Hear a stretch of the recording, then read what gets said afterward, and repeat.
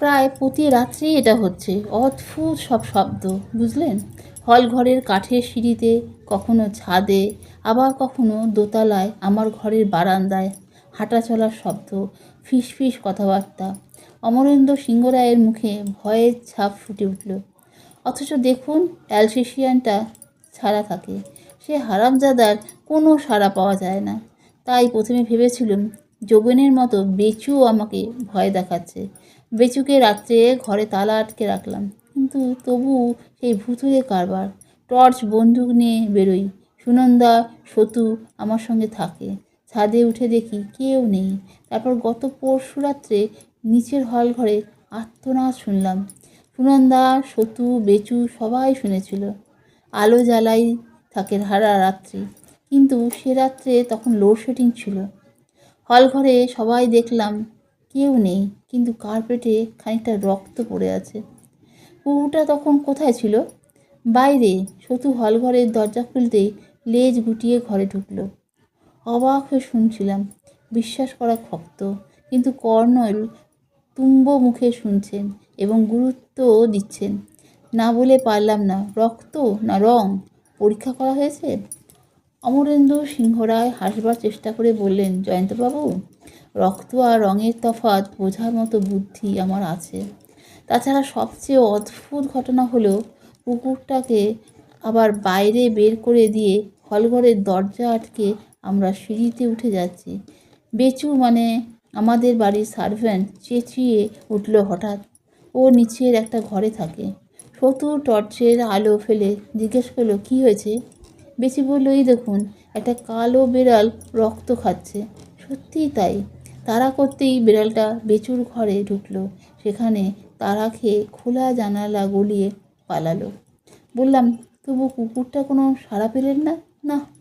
ষষ্ঠী ট্রেতে কফি আর স্ন্যাক্স দিয়ে গেল এতক্ষণে। বাইরে বৃষ্টিটা সমানে ঝরছে। ভূতের গল্প শোনার মতো পরিবেশ বলা চলে। ভদ্রলোকের মুখ দেখে বুঝতেই পারছিলাম না উনি বানিয়ে বলছেন কিংবা তিলকে তাল করছেন, নাকি সত্যিই ভুতুড়ে রহস্য ফাঁস করার জন্য আমার এই প্রখ্যাত রহস্যবেদী বৃদ্ধ বন্ধুর কাছে ছুটে এসেছেন। কর্নেল বললেন, কফি খান রায় সাহেব, কফি নার্ভকে চাঙ্গা করে। কফিতে চুমুক দিয়ে অমরেন্দ্র বললেন, গত রাত্রে তেমন কিছু ঘটেনি, কিন্তু ভোরবেলা আমার ঘরের দরজা খুলে দেখি একটা দলা পাকানো কাগজ পড়ে আছে। যা অবস্থা চলছে স্বভাবতই কৌতূহল জাগলো। কাগজটার ভাঁজ ঠিকঠাক করে দেখলাম, কী সব ইংরেজিতে লেখা আছে, এক বর্ণও বুঝলাম না। সুনন্দা আর সতুকে দেখালাম, ওরাও বুঝতে পারল না। তখন তিনজনে মিলে ঠিক করলাম, আবার আপনার শরণাপন্ন হওয়া দরকার। এই দেখুন। অমরেন্দ্র পাঞ্জাবির ভেতর পকেট থেকে একটা ভাঁজ করা কাগজ বের করে কর্নেলকে দিলেন। কাগজটার অবস্থা দেখে বোঝা গেল ওটা সত্যিই দলা পাকানো ছিল। টেনে ঠিকঠাক করা হয়েছে। কর্নেল ভাঁজ খুলে টেবিলের ড্রয়ার থেকে আতস কাচ বের করলেন। পড়ার পর শুধু বললেন, কিছু বোঝা যাচ্ছে না। অমরেন্দ্র বললেন, যোগেনের হাতের লেখা নয়, এটুকু আমি বুঝতে পেরেছি। আপনিই সেবার যোগেনের হাতের লেখা শনাক্ত করেছিলেন। কর্নেল সায় দিলেন, বললেন, দেখতে পারি? কর্নেল কাগজটা আমার দিকে দিলেন। লাল ডট পেনে লেখা, CHICHINGFANK।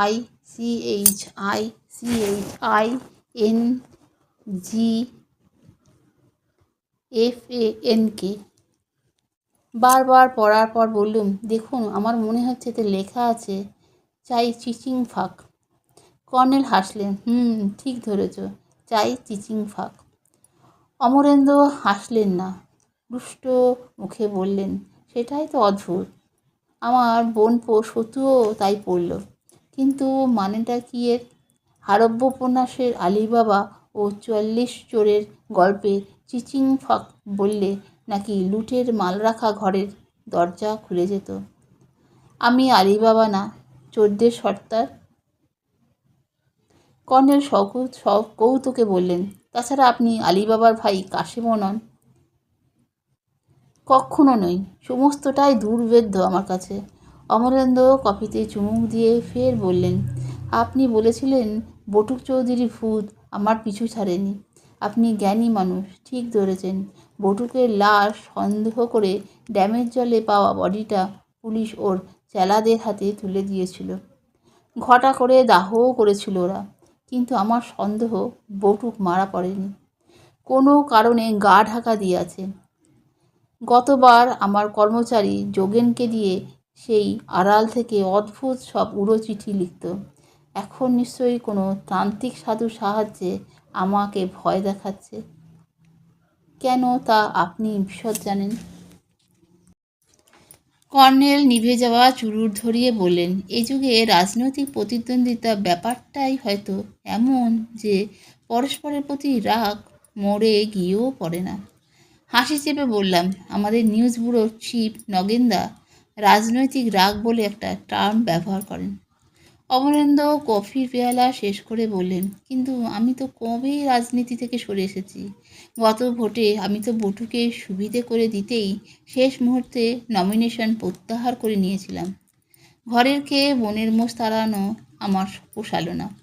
বটুকের অবশ্য অন্য ব্যাপার, এরিয়ার মাফিয়া ডন ওর হাতে ছিল। যাই হোক কর্নেল, প্লিজ বটুকের ভূতের হাত থেকে আমাকে বাঁচান। বলে রায় সাহেব উঠে দাঁড়ালেন। একটা ফোন করব? অলরেডি আপনার অসাক্ষাতে একটা করেছি। আপনার ওই লোকটিকে বলেই করেছি অবশ্য। হেমেনকে খবর দিয়ে গাড়ি পাঠাতে বলেছিলাম, 10টা বাজতে চলল, এখনও গাড়ি এলো না। অদ্ভুত ছেলে তো। কর্নেল বললেন, রাস্তায় জল জমে গেছে হয়তো, আপনি ফোন করুন। অমরেন্দ্র রিং করে সাড়া পেলেন। বৌমা নাকি? আমি বলছি, হ্যাঁ। হেমেন, আচ্ছা ঠিক আছে। ফোন রেখে বললেন, বেরিয়েছে 1 ঘন্টা আগে। আপনি ঠিকই বলেছেন, রাস্তায় জল জমে নিশ্চয়ই কোথাও আটকে গেছে। বৃষ্টি থেমেছে মনে হচ্ছে। আমি বরং আর অপেক্ষা না করে বাসে বা মিনি বাসে চলে যাই। আপনাকে সব জানালাম। আমি কালই দুপুরের ট্রেনে ফিরে যাব। আপনি কবে যাচ্ছেন বলুন? কর্নেল বললেন, চেষ্টা করব শিগগির যেতে। রাঙাটুলির ওদিকে জঙ্গলে একরকম অর্কিড দেখেছিলাম, তখন তত মনোযোগ দিইনি। সম্প্রতি একটি বইয়ে ওই অর্কিডের ছবি দেখলাম। আশ্চর্য ব্যাপার, এই অর্কিড। প্লিজ কর্নেল, অর্কিড পরে হবে, সঙ্গে লোক দেব, যত খুশি কালেক্ট করবেন। আগে বটুকের ভূতটাকে সায়স্তা করুন। অমরেন্দ্র সিংহ রায় আমার দিকে ঘুরে নমস্কার করলেন। জয়ন্তবাবুকেও আমন্ত্রণ রইল। আচ্ছা চলি। ব্যস্তভাবে বেরিয়ে গেলেন কর্নেলের রায় সাহেব। কর্নেল সেই কাগজটা আর আতস কাজ টেবিলের ড্রয়ারে ঢোকালেন। এতক্ষণে হাসির সুযোগ পেলাম। হাসতে হাসতে বললাম, আপনার বরাতে সব অদ্ভুত মক্কেল জোটে। এই রহস্যটাও কম অদ্ভুত নয়, চিচিং ফাঁক রহস্য। কর্নেল গম্ভীর মুখে বললেন, ব্যাপারটা সম্ভবত হাস্যকর নয় ডার্লিং। রাঙাটুলিতে গেলে তুমি খানিকটা আঁচ করতে পারবে। বটুক চৌধুরী রায় সাহেবের শালক। হেমেনের কথা শুনলে একটু আগে, হেমেন্দ্র ওর একমাত্র ছেলে এবং একজন মস্ত ব্যবসায়ী, আমদানি রপ্তানির কারবার করে। যতটা জানি বাবার সঙ্গে সম্পর্ক রাখতে চান না। রায় সাহেবের কাছে থাকেন ওর একমাত্র মেয়ে সুনন্দা, ভদ্রমহিলা, বিধবা। শত্রুর কথা শুনেছ? সত্যকাম, সুনন্দা দেবীর ছেলে, মাইনিং ইঞ্জিনিয়ার। দাদামশাই তাকে মানুষ করেছেন। যাই হোক, রাত বাড়ছে, তোমাকে সল্টলেকে ফিরতে হবে। ইস্টার্ন বাইপাস ধরে যাও। উঠে দাঁড়িয়ে বললাম, হেমেনবাবু কোথায় থাকেন? বেহালায়। কাছেই, কাজেই তোমাকে কখনোই বলা যেত না রায় সাহেবকে একটা লিফট দাও। হাসলাম। ফ্রি স্কুল স্ট্রিটের মেয়েটির মতো কোনো মেয়ে হলে আমি বেহালা কেন, কাকদ্বীপে পৌঁছে দিয়ে আসতে রাজি। কর্নেল জিভ কেটে বললেন, আশ্চর্য জয়ন্ত, তুমি একজন কলগালকে ভুলতে পারো নি দেখছি। আমার কিন্তু ওকে মোটেই কলগাল বলে মনে হয়নি। আপনি সম্ভবত ভুল করছেন। মেয়েটি সত্যি ভয় পেয়ে আমাদের গাড়ির কাছে ছুটে এসেছিল। ওর কথাবার্তা, তাছাড়া চুপচাপ বসে থাকা, সব মিলিয়ে একজন বিপন্ন মেয়েরই হাবভাব লক্ষ্য করেছি। কথাগুলো জোর দিয়ে বললাম। শোনার পর কর্নেল একটু হাসলেন।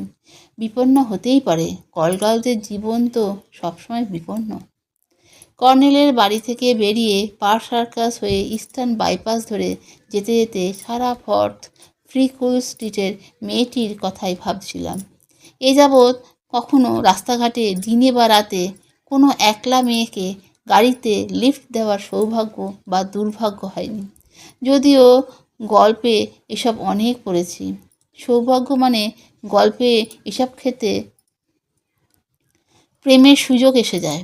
দুর্ভাগ্য মানে অনেক সময় নাকি লিফট দিতে গিয়ে সাংঘাতিক ব্ল্যাকমেলের পাল্লায় পড়তে হয়। কিন্তু মেয়েটিকে কর্নেল কলগাল বলে শনাক্ত করছেন, এমনকি বাড়িটাও চেনেন। এই জন্যে কেমন অস্বস্তি হচ্ছিল। গাড়ির আলো কয়েক মুহূর্তের জন্য ওর যে মুখ দেখেছি, সেই মুখে সৌন্দর্য ও বিপন্নতার ছাপ ছিল।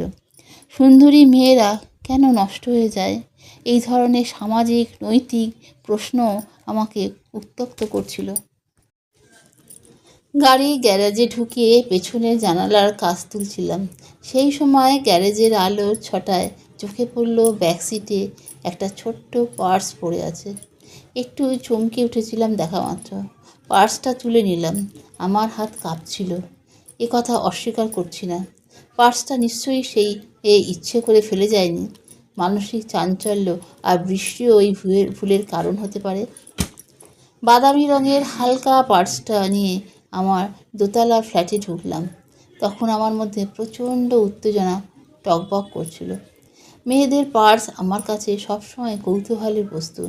সেই কৌতূহলে রোমান্টিকতা থাকা স্বাভাবিক, কিন্তু এক্ষেত্রে উত্তেজনাই আমাকে ক্রমশ নার্ভাস করল।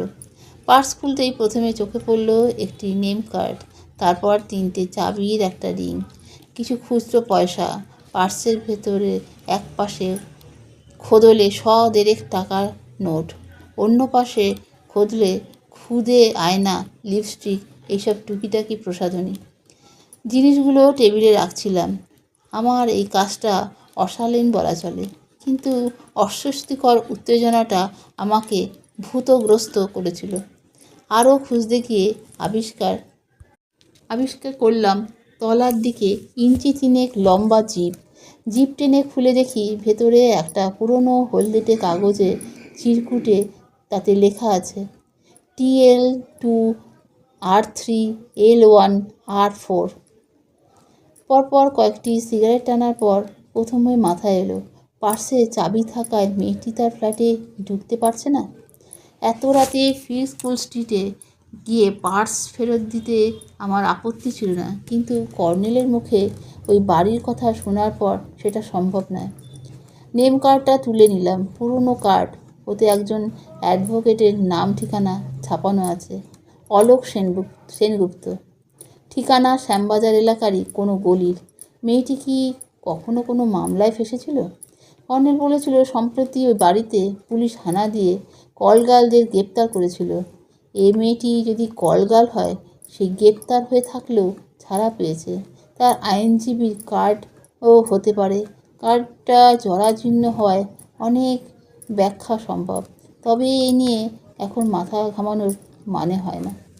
রাঙাটুলির রায় সাহেবের সেই চিচিং ফাঁক চিরকুটের মতো এই অদ্ভুত চিরকুটটা নিয়ে মাথা ঘামানোর দায় এবং বরং বৃদ্ধ রহস্যভেদীর ওপর চাপানো যেতে পারে।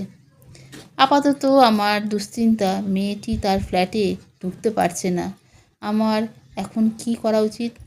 অতএব অগতির গতি আমার ফ্রেন্ড ফিলোজফার গাইডকেই রিং করলাম।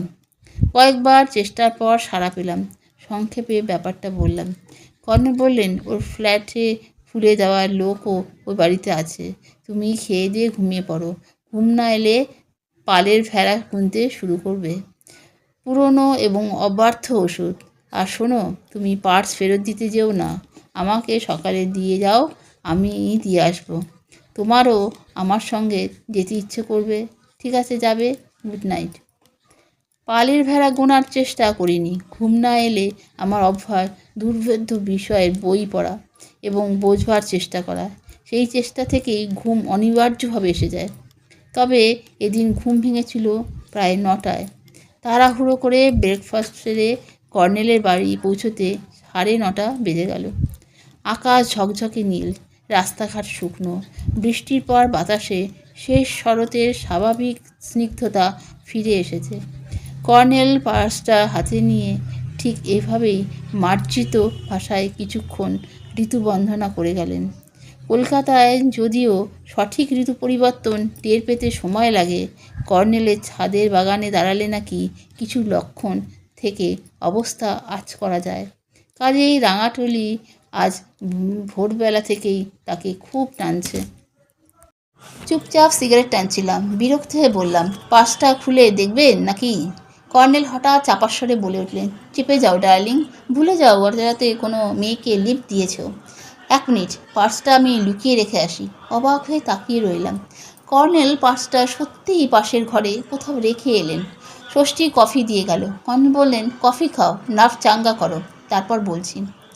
কিছু বুঝছি না, আপনার সবসময় শুধু হেয়ালি। এই সময় ফোন বাজলো। কর্নেল সাড়া দিয়ে বললেন, হালদার মশাই নাকি? বলেন কি, আপনার কাছে গিয়েছিল? আপনি শিওর? বুঝেছি, হ্যাঁ চলে আসুন, জয়ন্ত এখানে আছে। হ্যাঁ ঠিক আছে, রাখছি, চলে আসুন। বললাম, প্রাইভেট ডিটেকটিভ ভদ্রলোক নিশ্চয়ই কোনো কেস হাতে পেয়েছেন। কর্নেল হাসলেন, পেয়েছিলেন, কিন্তু পা বাড়িয়ে পুলিশের ধমক খেয়ে হটে আসেন। এখন সেই পুলিশই ওকে সাধছে। একটু অপেক্ষা করো, কিছুক্ষণের মধ্যেই আমাদের প্রিয় গোয়েন্দার ভদ্রলোক পুলিশের গাড়িতেই এসে পড়বেন। প্লিজ কর্নেল, আর হেয়ালি করবেন না। কর্নেল কফিতে চুমুক দিয়ে বললেন, গতরাতে সেই কল গার্ল চন্দ্রিকা রায় খুন হয়েছে। প্রচণ্ড চমকে উঠলাম। সে কি, কোথায়, কিভাবে? নিজের ফ্ল্যাটের ভেতরে। কর্নেল নির্বিকার ভঙ্গিতে বললেন, ভোর 6টায় হ্যারি ওলসন ফোন করে আমাকে জানান 4তলা ফ্ল্যাটে একটি মেয়ে খুন হয়েছে। সেই জন্য পুলিশ তার উপর ঝামেলা করছে। আমি যেন ওকে সাহায্য করতে ছুটে যাই। আপনি গিয়েছিলেন? হ্যাঁ, আমার জানার ইচ্ছে ছিল গত রাতে সেই মেয়েটি কিনা। যদি সে না হয় তাহলে আমার কিছু করার নেই। তো গিয়ে দেখি সেই মুখটা মনে ছিল। তুমি তো জানো মানুষের মুখ সম্পর্কে আমার নিজস্ব কিছু তত্ত্ব আছে।